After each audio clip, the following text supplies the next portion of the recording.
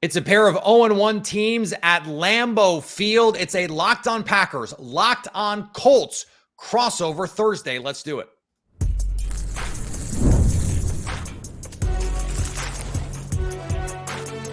You are Locked On NFL Crossover, part of the Locked On Podcast Network. Your team every day.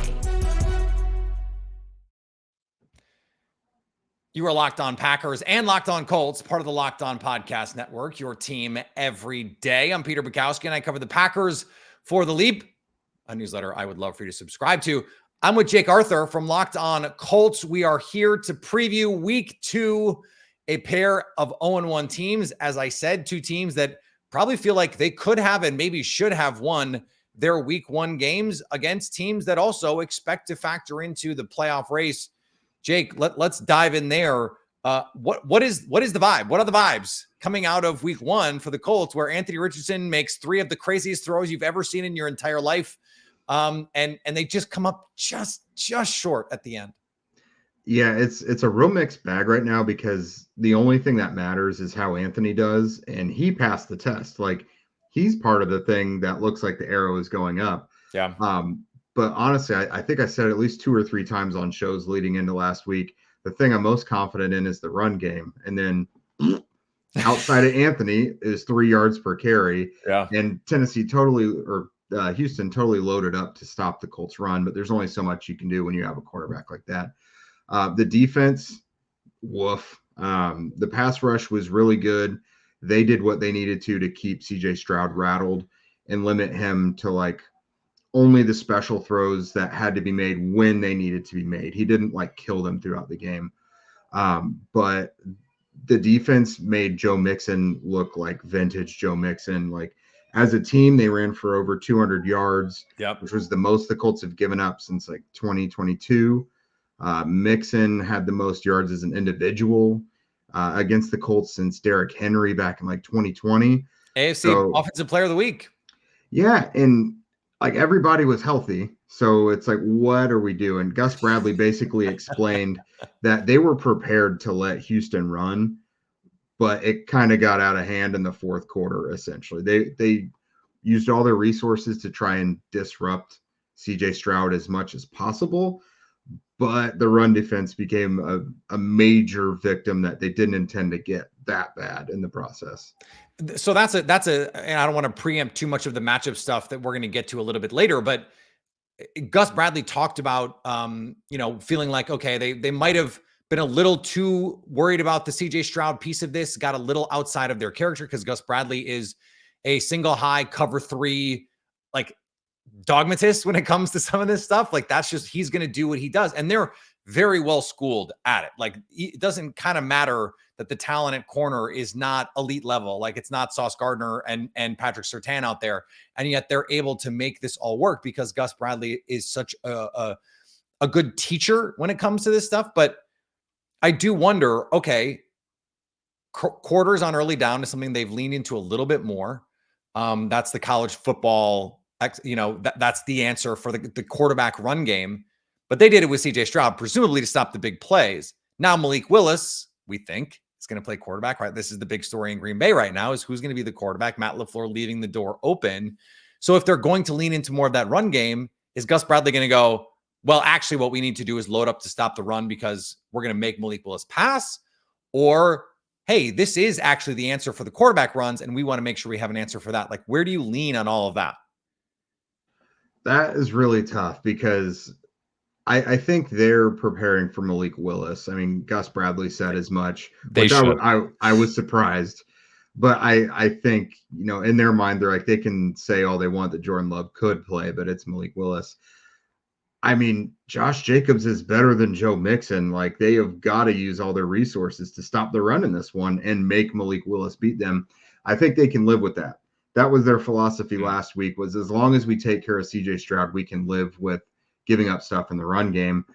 As long as the big thing last week too was that led into time of possession being cut in half. So they don't want Green Bay to have 40 minutes while they have 20. and be so incredibly reliant on Anthony Richardson's explosive plays to That is the big plays and the inefficiency outside the big plays, right? Like they didn't do much outside of those big plays. And so when that happens, you're not going to hold the ball very much. Yeah, exactly. I mean, they needed those badly. I mean, that played into part of it was those quick drives on the huge plays, but Houston really controlled the ball. They had it like the entire third quarter, essentially. Yeah. So I think that's what the Colts have to do, no matter what, is just make sure that the Packers run game doesn't kill them, because it's so obvious. It's a big neon sign. And I mean, do what you can against Malik Willis. Like, what the Colts secondary is perhaps going to trot out this Sunday is the equivalent to what Green Bay's quarterback situation is. Mm-hmm. They're really banged up in the secondary right now. So, like, let's just attack what we know is the obvious strength here.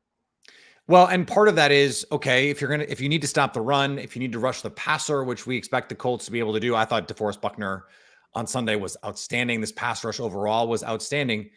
And then you see the injury report on Wednesday and you go, okay, DeForest Buckner did not practice. He's got a back injury. Kwity Paye did not practice. He's got the dreaded soft tissue injury, which makes you, especially as, you know, Kwity he's a twitched up pass rusher. Like you need those soft tissue muscles. I just wrote a great piece.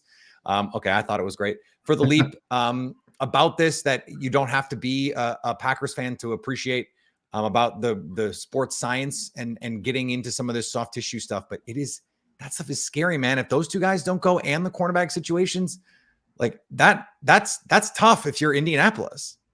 And that's just kind of the tip of the iceberg, because Juju Brents, their top outside corner, on IR, season-ending IR knee injury. Julian Blackmon, who is their only really reliable safety, shoulder injury, didn't practice today either, or Wednesday. And his season ended last year with the shoulder injury. We don't know yet if it's the same one, because media availability was before practice and before the injury report. But yeah, I mean, two of their three most important defensive backs are banged up. Kwity Paye is not only an improving pass rusher, but he's one of the better run defending ends in the NFL. And of course, DeForest Buckner is invaluable. I mean, if he's not on the field, even when he's healthy and he's got to take a break, opponents smell blood in the water and they attack. And so if it's Taven Bryan and Grover Stewart starting on Sunday, that's a lot less attractive. And then maybe you have to essentially go with two nose tackles and Raekwon Davis and Grover Stewart. It's not ideal no matter how you look at it. Some of their most important defensive players are not out there to start the week. Quickly here, Jake, the Packers also had a defensive performance that yielded a conference player of the week. Saquon Barkley was the conference player of the week in the NFC on offense. So a pair of teams that will not be able to stop the run. Just from the Colts side here for a second, why do you think they were not able to get Jonathan Taylor going, who is one of the best, most explosive and dynamic running backs in the league? That one's tough, but I think you have to start with the offensive line. Houston's defensive line just, I don't know. They just really showed up for the challenge. They got pushback. I mean, the Colts did really not do a good job of creating opportunities for Taylor. Now, there were a couple spaces where Taylor could have, cut inside or out and probably gained more yardage. I personally feel like he tends to start slow anyways and then gets rolling really well, about a third of the season through. In the game, too, like he'll break off that 60-yarder in the middle of the third quarter after he's gotten 15 carries, and he's like got 15 carries for 40 yards, and you're like, okay, when is he going to do it? And then all of a sudden, bang. Right. And I mean, he had a great summer. He looked great in training camp. I don't imagine he's going to have a couple games in a row averaging 3 yards per carry, but the offensive line has got to show up and do some things too. But it's not like Green Bay has a bad line. Like, it's going to be a tough matchup with, Kenny Clark, Van Ness. There's some good guys over there. And the Colts coaches have already been talking about it for the past couple of days. Let's dig into some of those matchups here. And by the way, the Packers hope that he does average 3 yards a carry, at least for one more game here. We'll talk about these matchups coming up on a Locked On Packers, Locked On Colts crossover. Today's episode brought to you by our friends at DoorDash. Of course, DoorDash. It is the on-demand delivery platform for your food. If you want food on game day, if you want food on just a random weeknight, DoorDash is the place. DoorDash is the app that I use. Me and my wife, if we don't feel like dealing with dinner, and I like to cook, we call DoorDash because they've got our favorite places on the app. They make it easy. And of course, it's delicious food delivered right to my door. Why would I not want that? Of course, your game plan is going to be trying to put yourself in a position to succeed, to win the game. DoorDash puts you in that kind of position. Use the promo code LOCKEDONFALL24. Locked Fall 24 for 50% off up to a $10 value when you spend $15 on that first order. It's a limited time offer and terms apply. Promo is not valid for orders containing alcohol. DoorDash, your door to game day greatness, your door to more. Download the DoorDash app now to order your game day favorites. Must be 21 to order alcohol. Drink responsibly. Alcohol only available in select markets. Today's episode also brought to you by our friends at Hims. When we leave the house, it's phone, wallet, keys. How's my hair look? Right, guys? But if you're experiencing hair loss, you may not be so confident when you step out the door. It's time to get that confidence back and restore your hair with Hims. It's something I've been thinking about. I got a haircut recently, and I was like, is this looking a little thinner than it used to? Is the hairline a little further back than it used to be? I'm looking into trying to figure out how I can adjust to getting a little bit older, a little more gray on the sides than there used to be. Hims can help. Hims provide access to a range of hair loss treatments that work all from the comfort of your couch. Start your free online visit today at hims.com/lockedonnfl. That's HIMS.com/lockedonnfl for your personalized hair loss treatment options. hims.com/lockedonnfl. Results vary based on studies of topical and oral minoxidil. Prescription products require an online consultation with a healthcare provider who will determine if a prescription is appropriate. Restrictions apply. See website for full details. And of course, important safety information.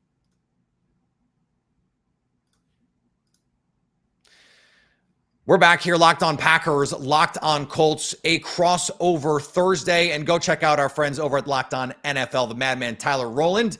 Colts fans know Tyler Rowland from Locked On Titans, of course, and he is a madman. They also know our pal, the barber, Tony Wiggins. So go check out the new Locked On NFL. It's twice a day. We just had, Jake, Tyler on the show this week because talking Malik Willis.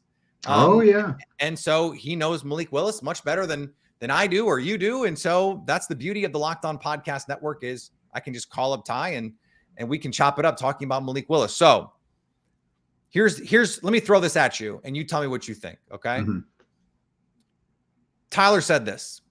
If you're going to start Malik Willis, it would be great to get him in an offense that has a support structure that he didn't really have in Tennessee.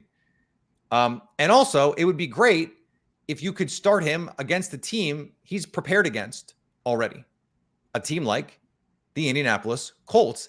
And I'll add a team that in Gus Bradley is just always themselves. Gus Bradley is going to do what Gus Bradley does. They are a static shell team for the most part. They do some disguise, they do some blitz, but it's all kind of league average stuff in terms of the rates at which they do it. They're not a chaos defense.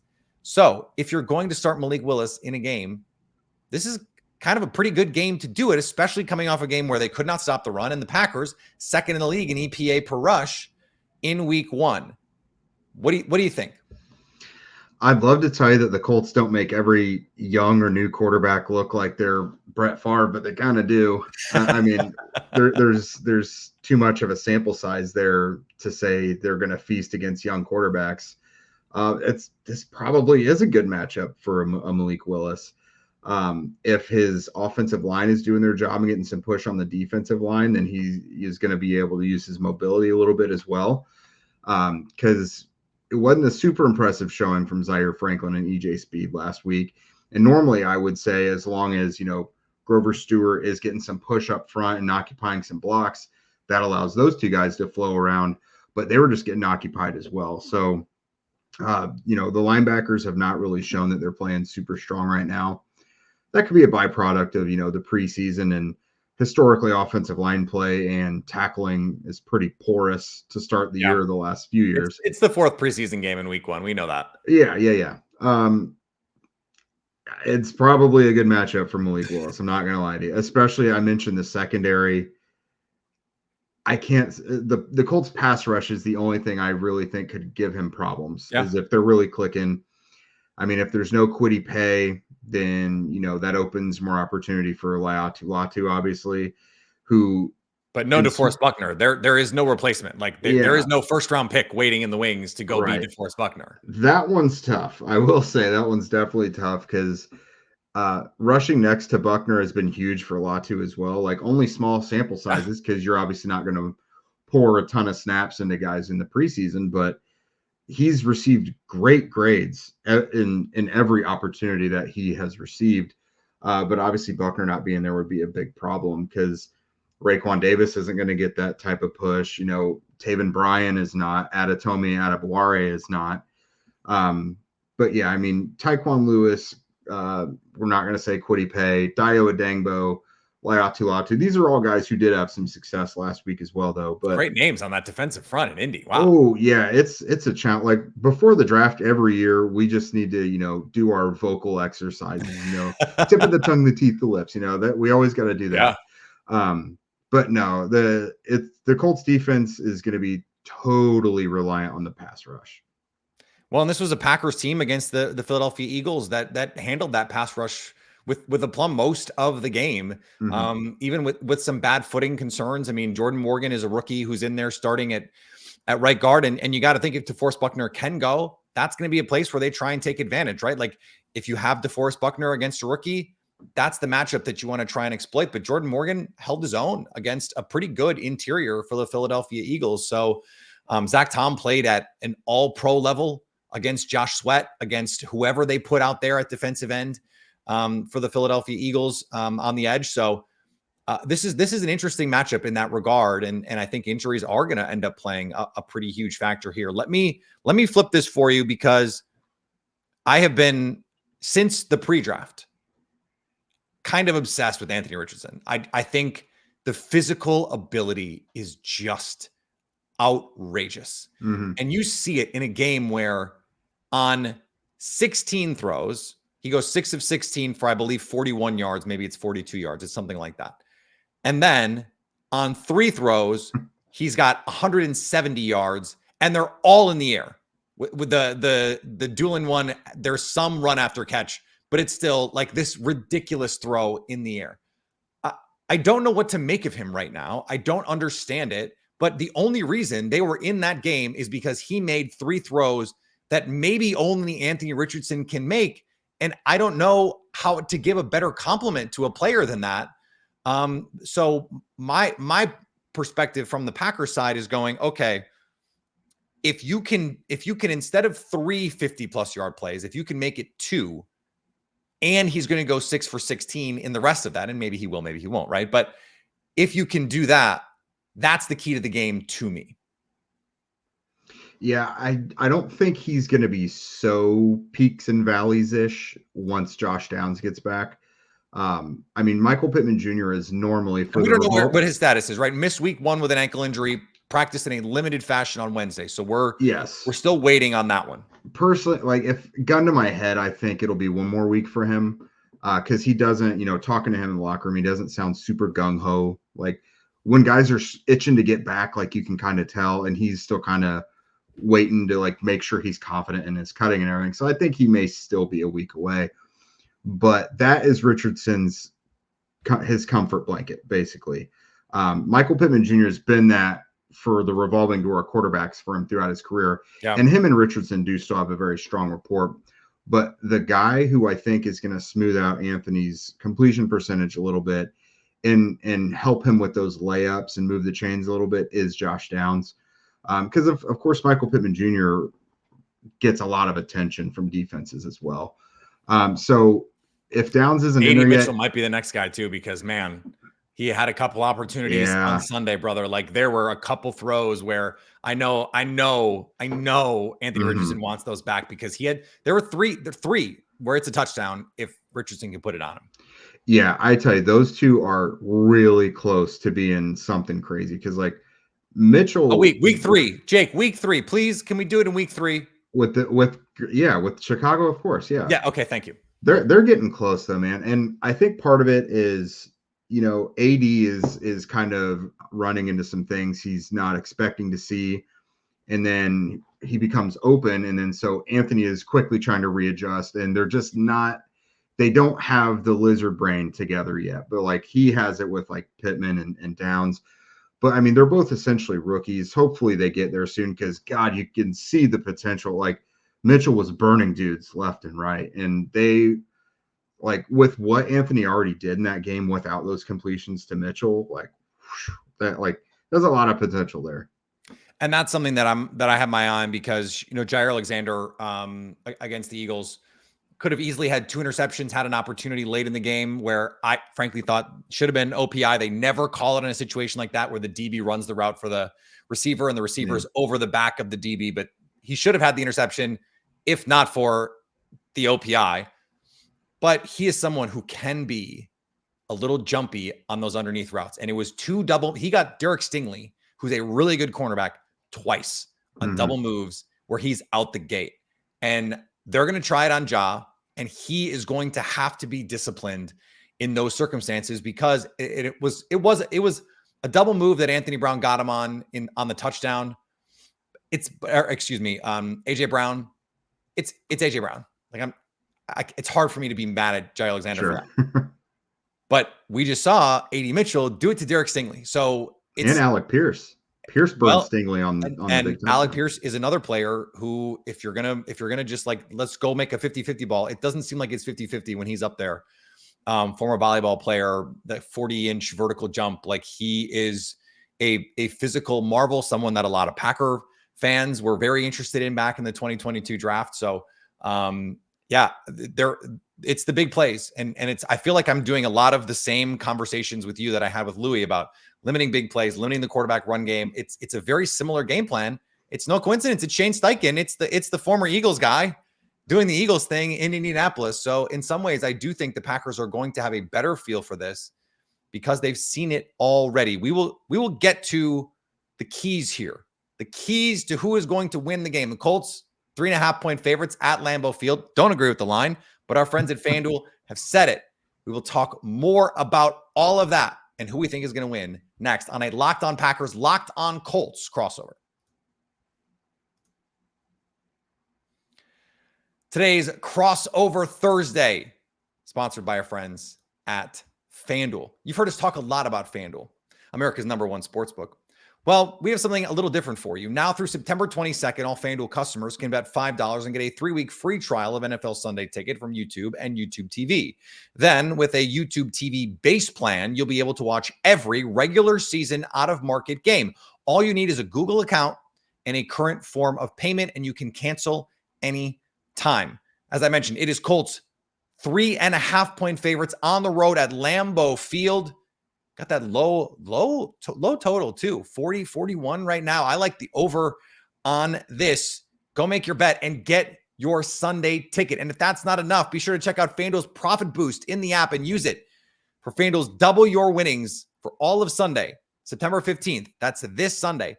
Pre-game moneyline bets. Profit Boost will be live starting Thursday. So that's today. View your account page now to learn more about the boost. Just visit FanDuel.com to download America's #1 sportsbook. And just a reminder, Crossover Thursdays, as always, brought to you by our friends at Prize Picks. Prize Picks, go check it out right now. America's #1 daily fantasy platform. Jake, we're here on a Crossover Thursday, Locked On Packers, Locked On Colts. We don't get to do this very often, which is, kind of a bummer. I like watching the Colts. I think this is a cool team. When it comes down to it, like I said, I'm scared of Anthony Richardson, very much so. What is the key? Like the Colts will win if. So offensively, I think they did enough last week to win it. It was just like it was very erratic. But I will say offensively, still, I think the offensive line kind of needs to get it together. It's very uncharacteristic for them to not be able to get much push. Over the last year and a half, 2 years, they've really reestablished themselves as one of the better O-lines in the league. So I've got to have faith that is, it's the same guys. So I've got to assume that they're still capable of at least run blocking very well, which should unlock Jonathan Taylor a little more and make it so they're not so dependent on Anthony to have those kind of magical plays. So they can establish the run a little bit, which if week 1 for Green Bay is any indicator, it could happen. I like that. Defensively, they've got to keep up the pass rush because they did enough to keep CJ Stroud on the move and not quite comfortable last week. So do that against Malik Willis, but prove Chris Ballard right in the secondary, I guess, because I like that.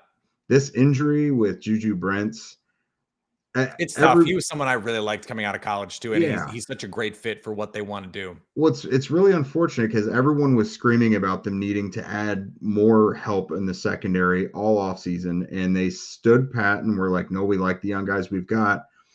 And it's like, but Juju is one of your 3 most important DBs, and the guy has not been 100% healthy at any point since you drafted him, even in the offseason. Yeah, always recovering from something. And now you're kind of laying in the bed you've made. He's out for the year. So they're starting corners. Jalen Jones on the outside, 7th rounder last year. They lucked into him being capable of starting. Again, you draft a guy in the 7th round, you don't think he's going to be your starter right there. No. On the other side, we don't know. It could be Dallas Flowers, who was a healthy scratch last week, or Samuel Womack, who they got off waivers at the end of the preseason from the 49ers, who we thought was a nickel, but is actually going to be playing outside. And then Kenny Moore in the nickel. Maybe you move Kenny to the outside for more reliability there. But it's like, look at what is happening. But can you do that? Kenny Moore's one of the best slot defenders in the league. I feel like you're making 2 places worse if you do that. Yeah, it's I don't know. And then behind them, if Julian Blackmon doesn't Jaden Reed, play, Jaden Reed was awesome last year. You got to have Kenny Moore at least give him some shot against Jaden Reed. It's just crazy how everyone was like, you better be careful with this. And then here we are. It's not even the second game is here yet, and something big has gone wrong. So, make Chris Ballard look good here with this, because right now the vibes are not great in the secondary. Okay, how about this for the Packers in terms of keys? Don't lose the game on offense. I feel like that's it. Just don't lose the game on offense, because if Malik Willis is trying to do too much and throwing a lot of interceptions, and by the way, when he was starting, it wasn't like he was reckless with the ball. He's just he was an inaccurate thrower, and he was an inaccurate thrower in college, a high variance thrower, because he has the horsepower, a lot like Anthony Richardson, who is also a little bit of an inconsistent thrower, because they have the horsepower to make every throw. Just don't throw it to the wrong color jersey is the mandate here, because I do think the running game is going to be able to get some traction. I think Matt LaFleur can scheme up enough looks here to give them an opportunity at some big plays, play action. That was something that I think you're going to see a lot of play action, deep overs, big posts, those kinds of things. I bet they'll run leak maybe once a half. They're going to have specials, and they're going to because this is a crucial game for the Packers without Jordan Love. If you're the Colts, yes, you want to be a playoff team, but really, you mentioned it. It's more about the Anthony Richardson of it all. Does Anthony Richardson looks like your guy, and do you compete for a playoff spot? The Packers are trying to go win a Super Bowl, Jake. Yeah. They can't go 0-1. And so there was this great stat.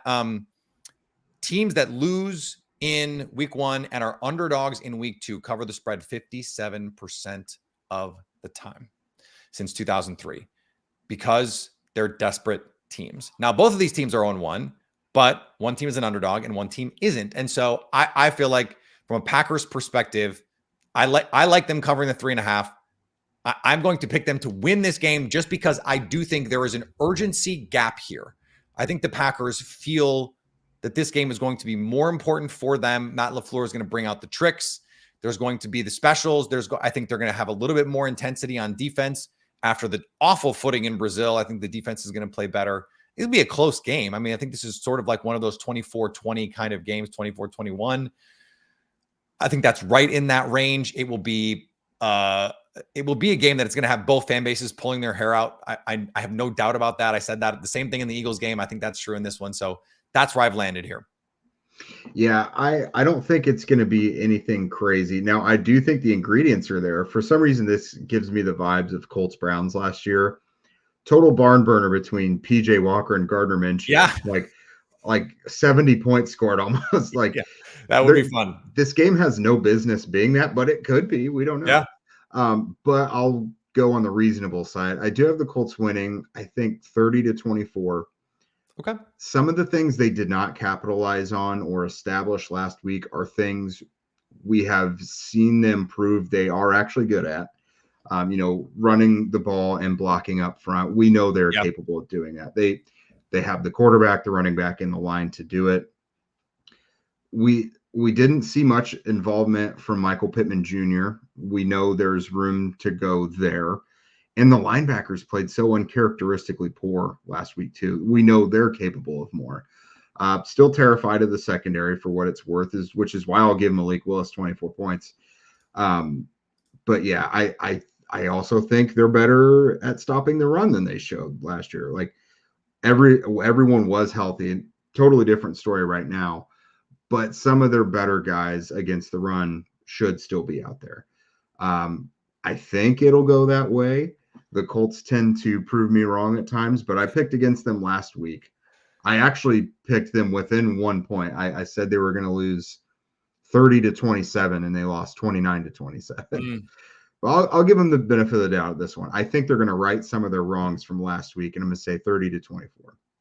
All right. Well, we're both right in that close range. By the way, both think that the Packers are going to cover the spread if those numbers turn out to be right. So maybe you can make a little money over with our friends at FanDuel. I will be live after the game on Sunday. Are you guys going to go live after the game? Yep, we will be live. And since it's a away game, I don't travel. We will be even quicker after the game than normal. Bang. All right. So come check us out Sunday on YouTube so you can stay locked on Packers and, of course, locked on Colts.